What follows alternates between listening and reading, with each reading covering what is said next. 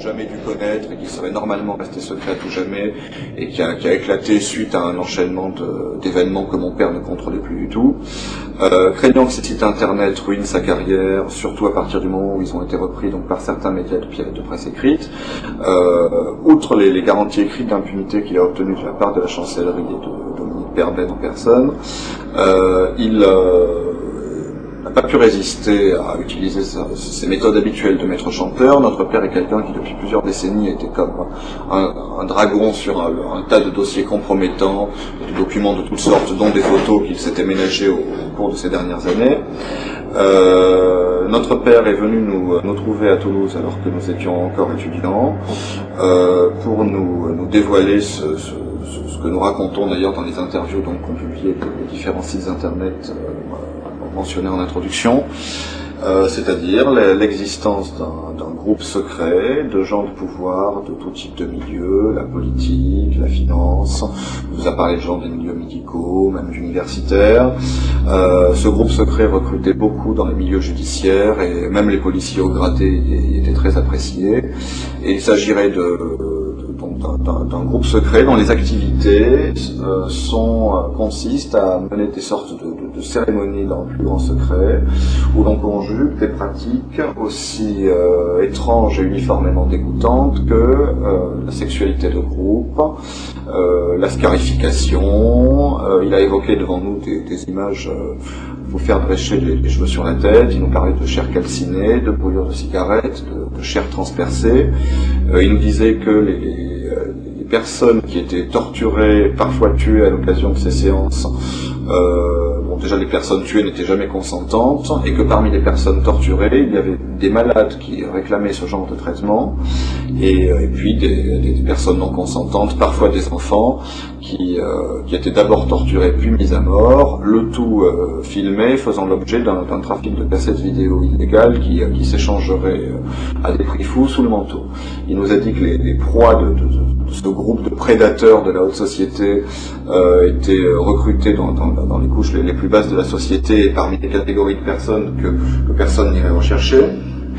Il nous a parlé de prostituées, il nous a parlé de clodos, je cite le terme employé par un magistrat. Il a même mentionné parfois des étrangers en situation irrégulière, suivant ce qui leur passait sous la main, j'imagine.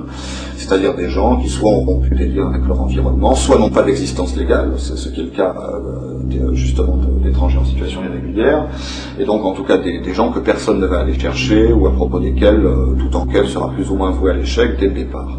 Et puis alors bien entendu, les membres de ce groupe, de par les positions influentes qu'ils occupent, sont à même, dans le cas où certaines affaires menaceraient de sortir, eh bien de les couper dans l'œuf en manipulant les leviers qui sont les leurs, d'autant qu'ils se tiennent tous entre eux par la barbichette. Donc ce qui se passe, c'est que notre père se sentait sa vie terriblement menacée, parce que au moment où il a cru que sa carrière était ruinée du fait des fuites qu'il y avait eu à propos des sites internet qu'il a fait pareil sur sa deuxième femme, il a fait pression sur Dominique Baudis, qui était un de ses amis personnels, pour s'assurer que cette affaire ne sorte jamais dans les médias audiovisuels. Et il est vrai que le pressbook que nous avons réuni contient des articles de presse écrite, mais que c'est très tranché. Les médias audiovisuels, pourtant prévenus, n'ont jamais traité cette affaire, donc il faut croire que Dominique Baudis, qui a assez d'influence pour s'inviter sur TF1 quand il veut, alors que François Hollande était prévu de plus longue date ce soir-là, a aussi assez de pouvoir probablement pour empêcher, du moins pour un temps, la sortie d'une telle affaire dans les médias audiovisuels. En tout cas, tout semble le corroborer.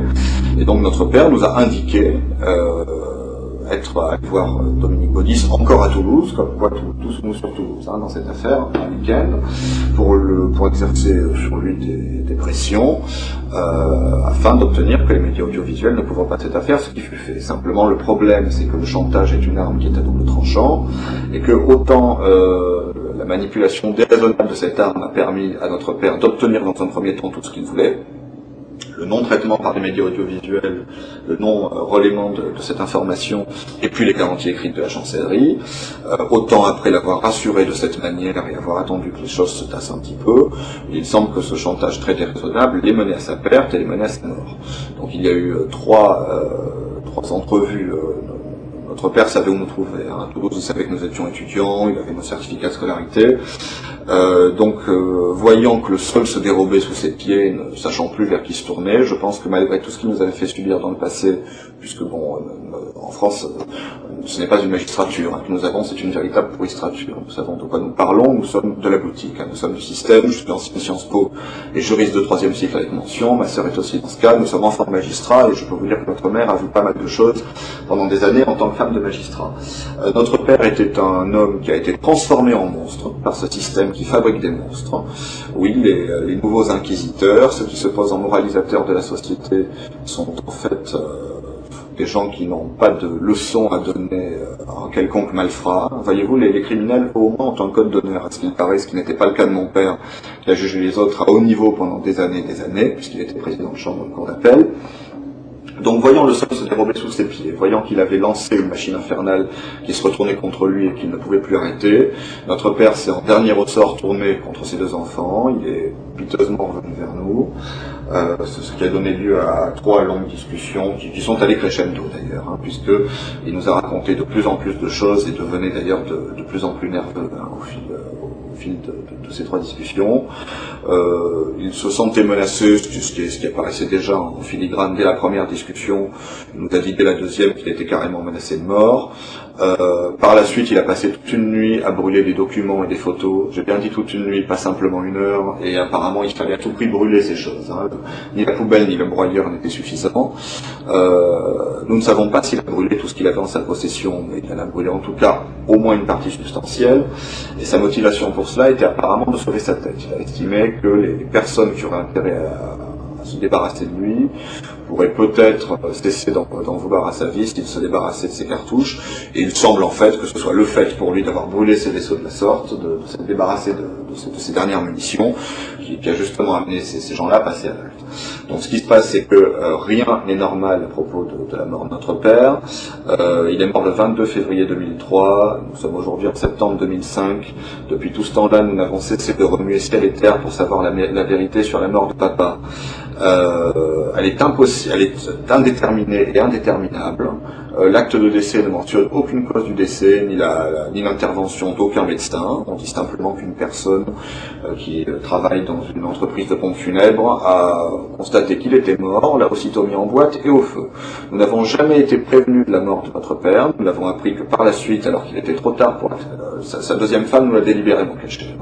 Nous l'avons appris que par la suite, alors qu'il était trop tard pour assister aux obsèques, il a été incinéré en toute hâte le jour même des obsèques, hors de l'observation des règles légales et réglementaires qui doivent présider à la crémation d'un corps, qui vise justement à faire en sorte d'éviter que l'on se débarrasse d'un cadavre suspect. Et d'ailleurs, dans son enquête, il s'est heurté à des documents classés secret défense. Alors j'aimerais bien savoir en quoi la disparition d'une petite fille intéresse la défense nationale. Alors comme j'ai mauvais esprit, je me dis qu'on classe des documents secret défense simplement pour ne pas qu'on découvre la vérité. La vérité étant, vous savez, j'ai très mauvais esprit, que cette petite a été la proie d'un de ces groupes. Donc voilà, c'est le réseau, bien entendu, qu'entre magistrats et entre policiers, même si tous les magistrats, même si tous les policiers n'appartiennent pas à ce groupe, il suffit qu'il y en ait quelques-uns qui soient bien placés, bien entendu, pour dévier une enquête, et toujours nettoyer les preuves, et s'assurer que l'on ne remonte jamais jusqu'au loup qui nous gouverne. Nous sommes des moutons gouvernés par un troupeau de loups.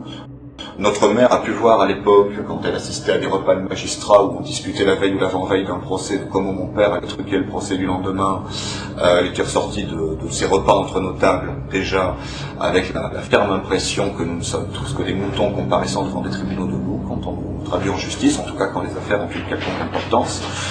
Et ce qui nous motive aujourd'hui, nous avons une double motivation aujourd'hui à dévoiler la vérité, en sachant que nous n'avons pas la moindre confiance ni en la justice, ni en la police, ni dans le système judiciaire.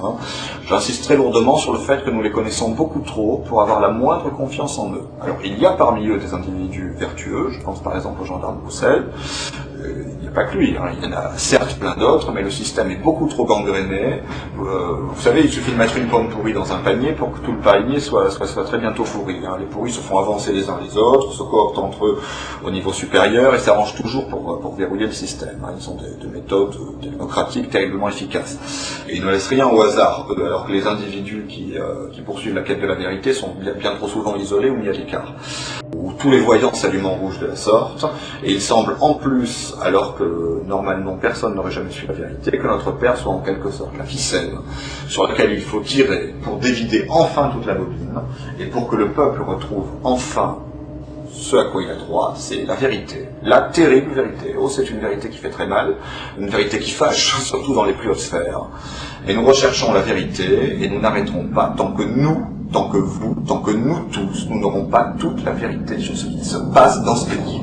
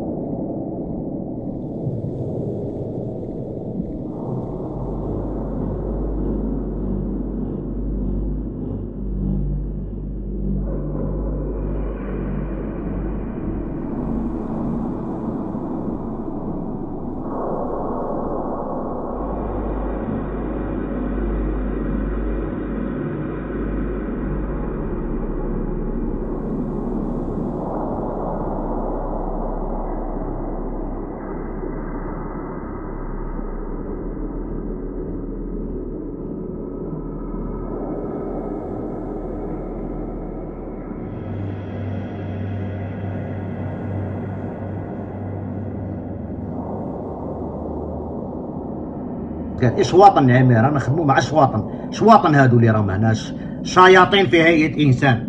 هادو هما الشياطين اللي رانا نقابلو فيهم اليوم، شياطين بمعنى الكلمة. هادو خباثة واعرين راكم تخدمو مع اليهود، لا إله إلا الله محمد رسول الله. ماسون هادو واعرين، يهبطوا لك السروال واش كنت تهضر في ساعة من بعد تبدل الهضرة تاعك وتسكت وتغلق فمك.